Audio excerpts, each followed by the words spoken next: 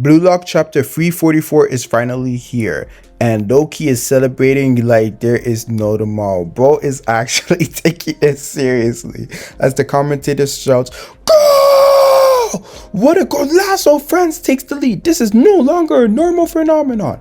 Oh, my voice acting could be so much better, but I'm having a dry throat because I just woke up 5 a.m. over here. Julian Loki is here.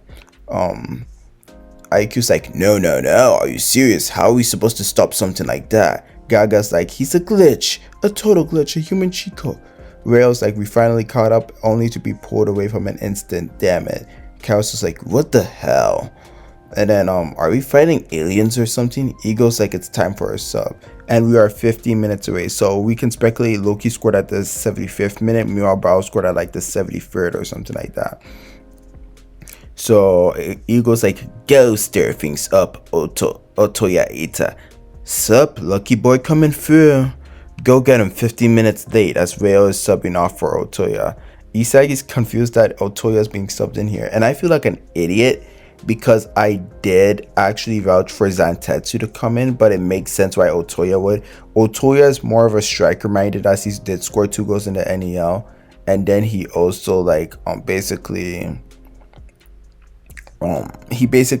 also, what do I call it, he can still like run the striker back position, so he can defend and also like attack. He has more of an attacking mindset than Zantetsu. Isagi's like, everyone should realize that if we stay like this, we will just get pushed back and lose. That's why even if it means lowering our defensive power, we have no path to victory unless we increase our attacking patterns and trade blows with them. But that means, and then Isagi goes, Ego's and San's intentions are clear. Otoya has a ton of combination patterns with Karasu, which means it's a signal to add an update breakthrough to the offense centered around Karasu. Everyone I already did say that. Oh, that was part of page 5, that's right. On page 6, Isagi says his own scoring ability is no longer being expected or relied upon. That's the signal not just to him but to Rin also, that they are the only ones outside of Karasu's system, so they're not relied upon. Damn, I never thought I would see the day where Rin is the outcast.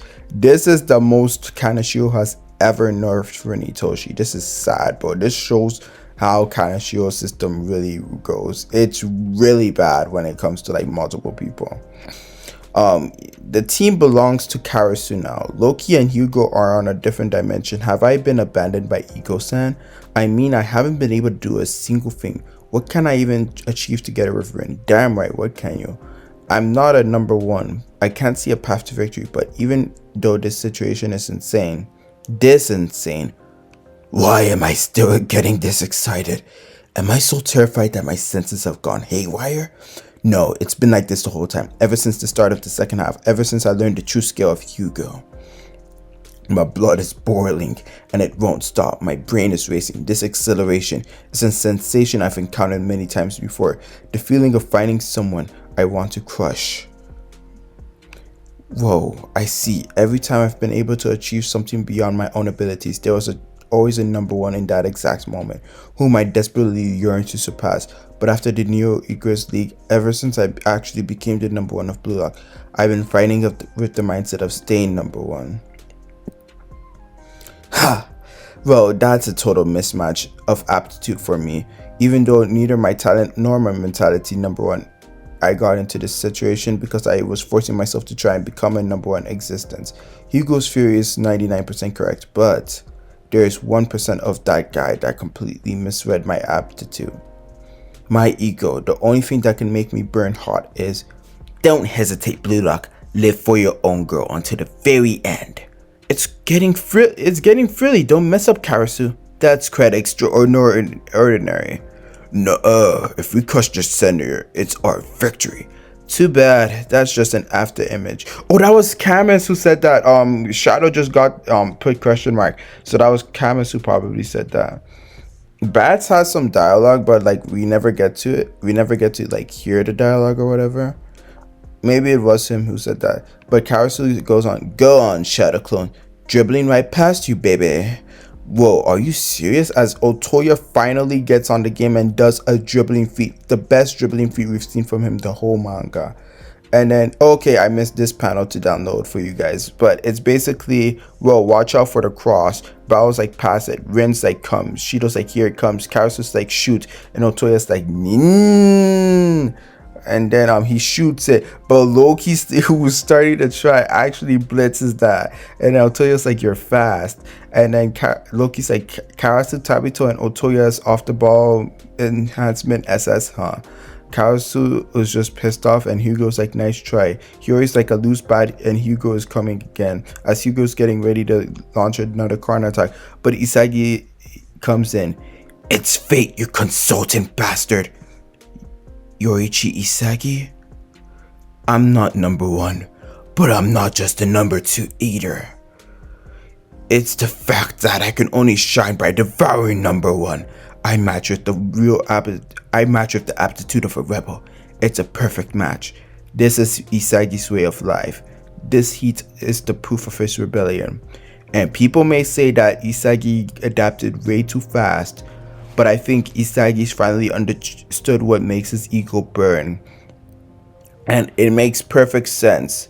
Like, the only way he was able to score in this the Nigeria match was not when he was the number one. It was when Rin was viewed as the number one in that game, when Isagi was shifted to Cam, when Isagi could devour Onazi, Nigeria's number one's technique, and score that way on them.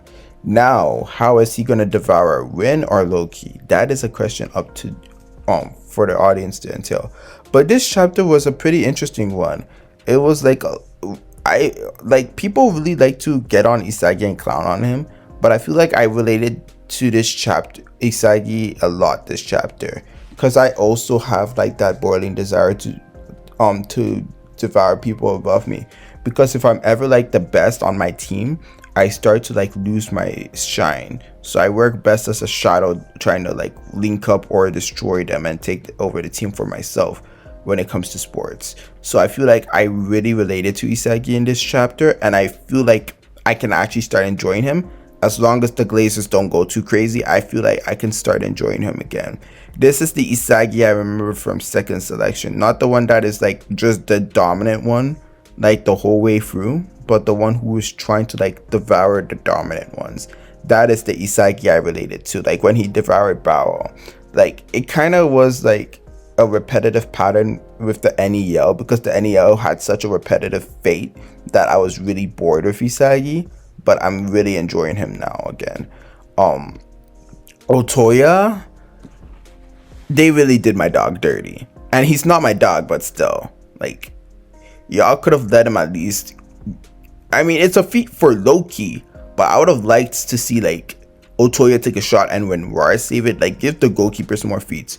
Or like we were talking about this on Raito's stream, like a shooting chain volley, like Otoya shoots, Karasu shoots, Hiyori shoots, a bunch of people are like getting in the way, and then even France can get one in with Camus and Layden shooting, and then Gagamal can get some saves. Like, let's get these other people some feats in here. And while we're at it, IQ, the fact that you're still here is because you're a defender at Bluelock. Sorry, I'm tired.